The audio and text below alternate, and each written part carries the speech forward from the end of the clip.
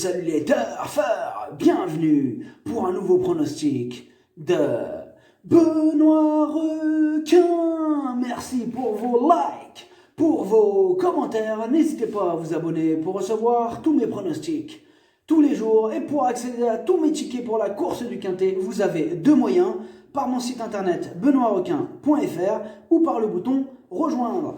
Ok, place au pronostic du Quintet du samedi 13 février, direction Paris-Vincennes pour le prix de Munich. Trot attelé, 2100 mètres, 14 partants, réunion 1, course 3, indice de confiance 3 sur 5. On est plutôt confiant pour ce Quintet, mais on notera quand même la présence de plusieurs chevaux irréguliers. On va voir ça ensemble. Cette vidéo, je la tourne avant l'arrivée du Quintet de ce vendredi. Je reviendrai dessus demain.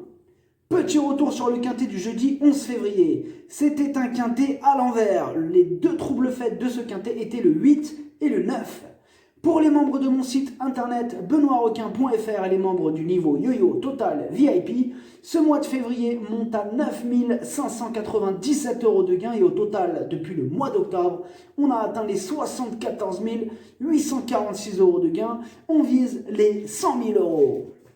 Vous avez deux moyens pour récupérer mes tickets pour la course du Quintet, par mon site internet benoîtrequin.fr ou par le niveau Yo-Yo Total VIP en passant par le bouton rejoindre. Ok, c'est parti, on commence le pronostic et on commence avec le numéro 1, Brillant Madric. Son dernier échec comporte des excuses, très régulier dans l'ensemble. Il excelle sur ce parcours. De retour au trot attelé, il a une belle carte à jouer. On écoute Léo Abrivard.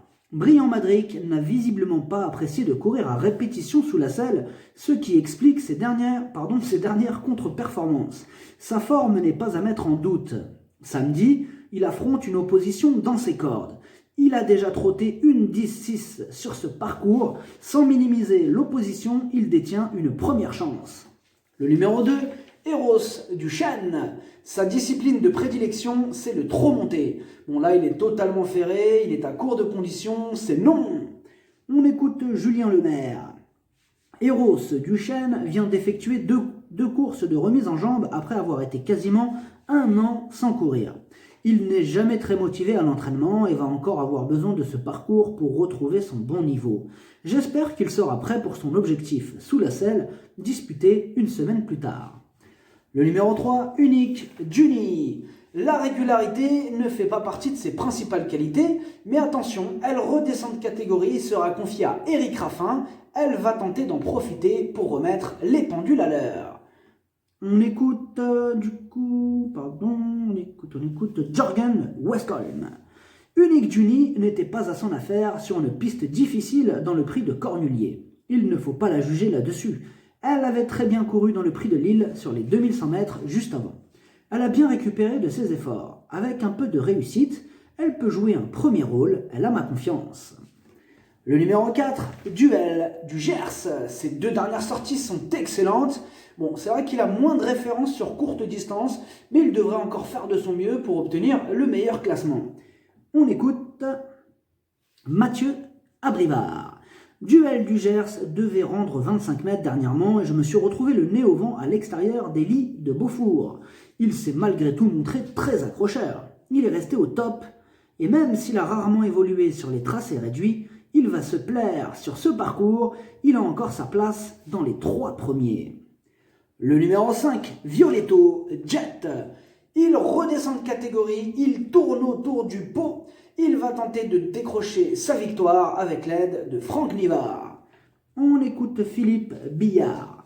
Violetto Jet a très bien tenu sa partie dans le prix du Luxembourg.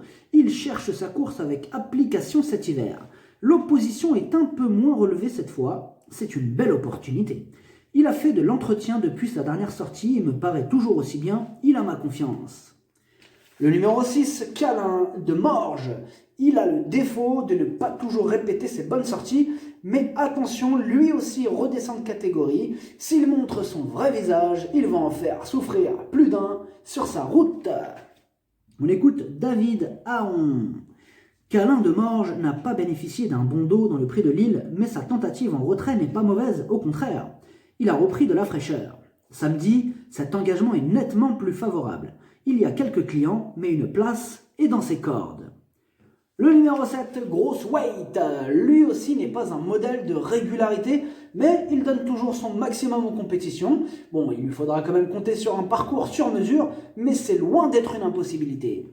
On écoute Michael Cormy. Grosse Weight m'a séduit à Cagnes-sur-Mer. Après avoir suivi à la corde, il a accompli une belle ligne droite sans avoir les coups des franches. En revanche, il a 10 ans et à ce niveau, il faudra compter sur un parcours favorable en dedans. J'espère que son numéro 7 derrière l'autostart ne lui sera pas préjudiciable. Le numéro 8, Jerry Mome, 4e du prestigieux prix du Cornulier. Même ferré, il a les moyens d'en faire souffrir plus d'un sur sa route. On écoute Luke Rollins. Jerry Mome n'a pas l'air marqué de ses efforts. Déferré les dernières fois, il n'était pas à l'aise et il s'est repris pour finir. Il sera muni d'un alu sous chaque pied pour son confort ici. Il sera mieux dans cette configuration. Sa dernière sortie à l'atelier où il était malheureux pour finir est excellente. Il faut s'en méfier. Le numéro 9, Belle Louise Mabon. Bien connue à ce niveau de compétition, elle retrouve un tracé sur lequel elle a déjà triomphé. Mieux vaut ne pas la sous-estimer. On écoute Yves Dreux. Belle Louise Mabon a réalisé de bonnes performances sous la selle ces derniers temps. Pour son retour à l'atelier, elle bénéficie d'un bon engagement sur un parcours qu'elle apprécie. Ses dernières sorties lui ont fait du bien. Certes, elle a besoin d'un déroulement de course favorable, mais si c'est le cas, elle devrait faire l'arrivée. Le numéro 10, B1, d'Étiron. On commence la liste des possibles troubles faits. Alors, même s'il semble plus tranchant sur les parcours de tenue, on doit quand même lui accorder une note de méfiance. Il intéresserait les amateurs de champ réduit. On écoute Philippe Daujar. B1 d'Étiron a accompli une belle ligne droite en dernier lieu. Cette sortie ne l'a pas éprouvé. Les 2100 mètres ne sont pas sa tasse de thé, mais il va s'adapter, d'autant que l'autostart l'avantage. Au pire, il sera ferré léger, de façon à fournir sa valeur. Je pense que le déroulement de l'épreuve fera la différence.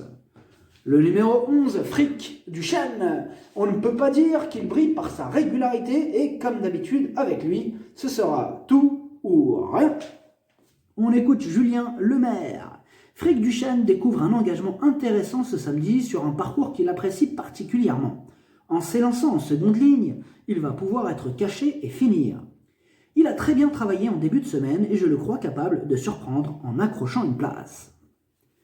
Le numéro 12, Nancy America. C'est une rentrée totalement ferrée, sa tâche s'annonce compliquée. On écoute Philippe Billard. Nancy America a reçu un coup et s'est fait mal à une rotule, ce qui a nécessité un arrêt assez long. Elle a du travail, mais c'est une rentrée. Je la laisse ferrer en seconde ligne. Elle aura une belle course début mars. Dans l'immédiat, elle devrait assez bien se comporter, mais sa présence à l'arrivée serait une surprise. Le numéro 13, Cap de Narmont. On le voit rarement sur courte distance, mais il sera déféré des 4, ce qui ne lui était pas arrivé depuis le mois de juillet. Néanmoins, il n'aura pas le droit à l'erreur pour espérer accrocher une place. On écoute Denis Brossard. Cap de Narmont va courir pieds nus. Il ne faut pas tenir compte de son dernier résultat car j'ai manqué d'inspiration. Avec ses gains, je n'ai pas grand-chose à courir avec lui dans la région. Sa prestation me permettra d'établir la suite de son programme. Peu confirmé sur 2100 mètres, on verra bien. Le numéro 14, Chianti. Il vient de remettre les pendules à l'heure en prenant la 3e place du prix Jean-René Goujon, estampillé groupe 3. Bon, avec ce numéro en seconde ligne, il lui faudra quand même compter sur un parcours sur mesure, mais c'est mon principal casseur de tickets repéré. On écoute Björn Goop. Chianti a eu un bon comportement dans le prix Jean-René Goujon. Il a pu bénéficier d'un bon parcours en dedans. Il est sans doute plus à son affaire sur les profils plats et affronte une opposition de qualité. En seconde ligne, il faudra de la réussite. Il est resté en bonne forme et peut accrocher une petite place. Le pronostic, ça donne 5, As, 4, 3, 6, 8, 9, 7, cheval de complément le 14, si jamais il y a un autre nombre partant, et ça peut arriver, le 11. Merci d'avoir suivi cette vidéo, n'hésitez pas à vous abonner pour recevoir tous mes pronostics tous les jours. Et pour accéder à tous mes tickets pour la course du Quintet, vous pouvez passer par mon site internet benoîtrequin.fr ou par le bouton rejoindre sur le niveau Yo-Yo Total VIP. À jouer avec modération, bonne chance, chopez-le moi, ciao.